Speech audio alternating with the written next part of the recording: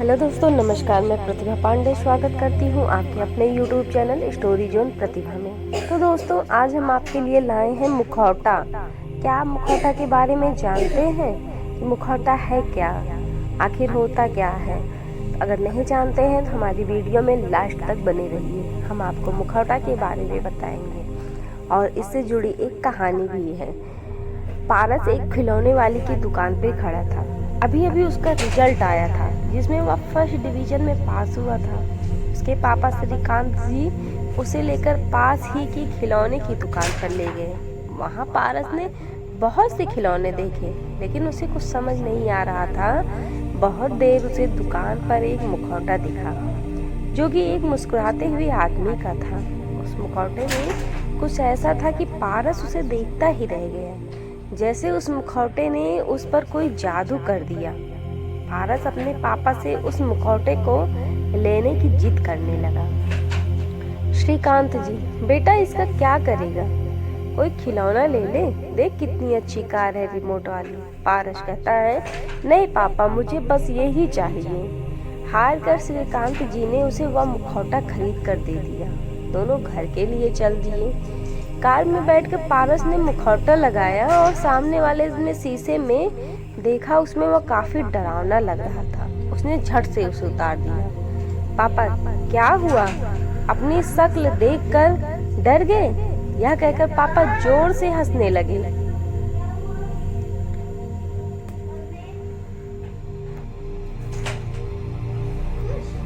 क्या हुआ? अपनी शक्ल देखकर डर गए? यह कहकर पापा जोर से हंसने लगे। पारस, मैं किसी से नहीं डरता। वो बस पहली बार लगाया था तो अजीब सा लग रहा था। पारस ने मुखौटे को पीछे की सीट पर रख दिया और खिड़की से बाहर देखने लगा। तभी उसे काली हुड्डी पहने एक आदमी दिखाई दिया जिसने वही मुखौटा पहना था। वह पारस की ओर हाथ हिला रहा था। पारस, पापा देखा, वह आदमी जिसने मुखौटा पहना है मुझे बुला रहा है। पापा ने देखा लेकिन वहाँ कोई नहीं था।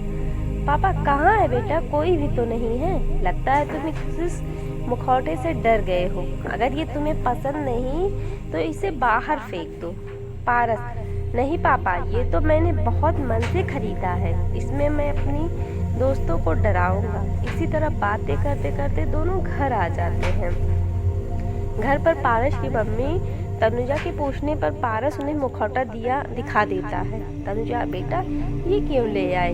इससे लोग डरेंगे। पारस, दोस्तों को डराने के लिए ही तो लाया हूँ मम्मी। कुछ देर बाद पारस अपने दोस्तों के साथ खेलने चल देता है। वह मुखौटा अपनी शर्ट के अंदर रख लेता है। उसमें सभी दोस्त पास के मैदान में क्रिकेट खेलने के लिए इकट्ठा हो जाते हैं। तभी वह मुखौटा पहनकर सभी को डराने लगता है। उसके सभी दोस्त इधर उधर भागने लगते हैं। पारस को बहुत मजा आता है। तभी वह देखता है कि मैदान के एक किनारे पर वही आदमी खड़ा होता है मुखौटा लगाए। पारस डर जाता है। वह जल्दी से मुखौटा उतार कर घर की ओर चल देता है। वह आदमी पारस के पीछे पीछे चलने लगता है। कुछ देर में वह पारस के सामने आ जाता है। पारस डर के आंखें बंद कर लेता है और मुखौटा फेंक देता है। वह आदमी मुखौटा उठाकर उसे अपने कपड़े से साफ करता है।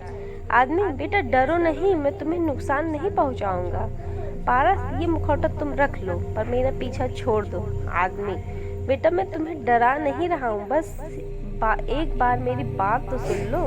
वह आदमी पारस को लेकर एक किनारे बैठ जाता है। फिर वह अपना मुखौटा उतारता है। पारस, अरे आप तो बिल्कुल हमारे जैसे दिखते हो, लेकिन आप इतने बड़े होकर मुखौटा पहन क्यों घूमते हो? आदमी बोलता है, बेटा मैं एक जोकर का काम करता हूँ। बच्चों की पार्टियों में जोकर बनकर सबको हंसाता था। जहाँ बच्चों के साथ बड़े भी मेरा मजाक उड़ाते थे। मुझे इसके अलावा कुछ और नहीं आता। एक दिन मैं एक बर्थडे की पार्टी में अपने करतब दिखा रहा था। उस पार्टी में एक छोटा सा बेटा भी आया था।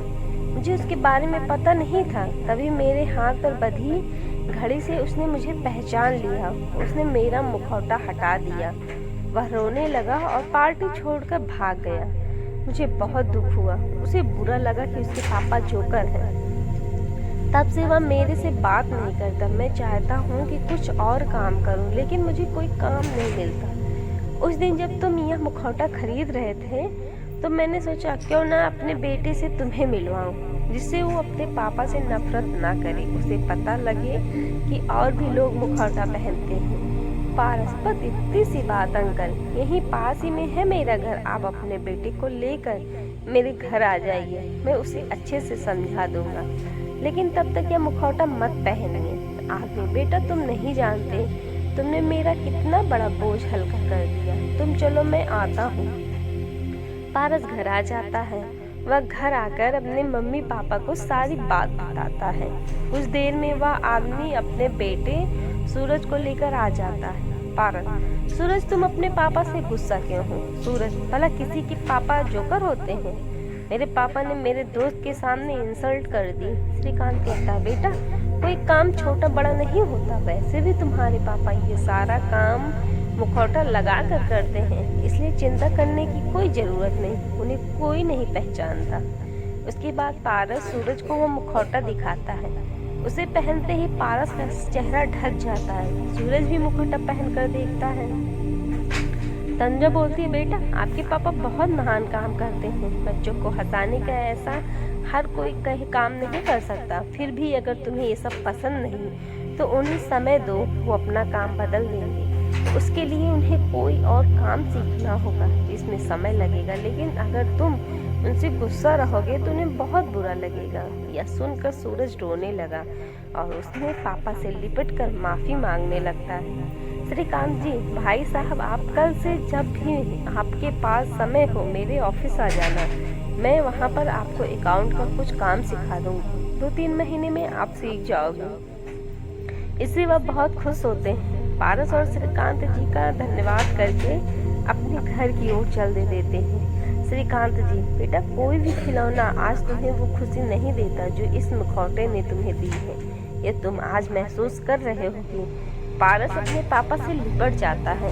तो दोस्तों, आपको मुखौटा की कहानी कैसी लगी आप कमेंट में जरूर बताइएगा और हमारे चैनल को लाइक शेयर सब्सक्राइब भी करिएगा। लास्ट में बेल आइकन दबाना बिल्कुल मत भूलिएगा, जिससे हमारी कहानियों के नोटिफिकेशन आप तक जाते रहें। धन्यवाद दोस्तों।